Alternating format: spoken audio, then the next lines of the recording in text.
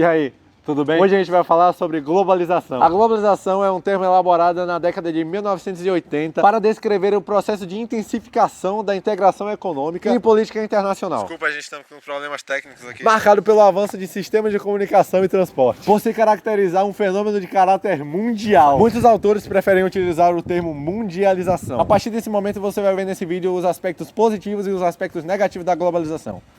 Valeu!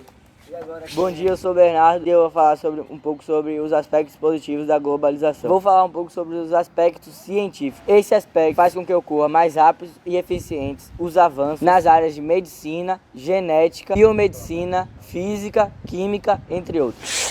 Bom dia, galera. Agora eu vou falar um pouco sobre a globalização e seus aspectos culturais. Com a globalização ocorreu um intercâmbio cultural entre pessoas em diversos países do mundo. Através da internet, conhecer outras culturas é importante para que as pessoas respeitem e conheçam outras realidades sociais. Com a globalização, aumentou o interesse entre economia entre países. Além de se sentirem integrantes de países, muitas pessoas se sentem cidadãos do mundo, desenvolvendo grande interesse nos aspectos sociais de outras nações. Bom dia, eu vou apresentar um pouco sobre os aspectos econômicos da globalização. Em uma economia globalizada, por exemplo, as indústrias são meio que obrigadas a baixarem o preço de seus produtos por conta da lei da oferta e da procura. Se um preço está muito alto em uma determinada empresa, a população vai comprar esse produto em outra empresa com um preço mais baixo. Também outro fator é indústrias de países desenvolvidos irem para países subdesenvolvidos e instalarem suas empresas, como por exemplo, uma empresa de computadores do Japão construir uma indústria em um país menos desenvolvido, como o Brasil, e assim revender os seus produtos para todo mundo. Com esse sistema de produção globalizada, o preço final dos produtos acaba sendo mais barato, por conta de que é mais barato você produzir algo em um território de um país subdesenvolvido do que você produzir algo em um território de um país desenvolvido. Geração de empregos em países em desenvolvimento, por conta de que os países desenvolvidos constroem suas fábricas em países subdesenvolvidos e as pessoas vão trabalhar lá.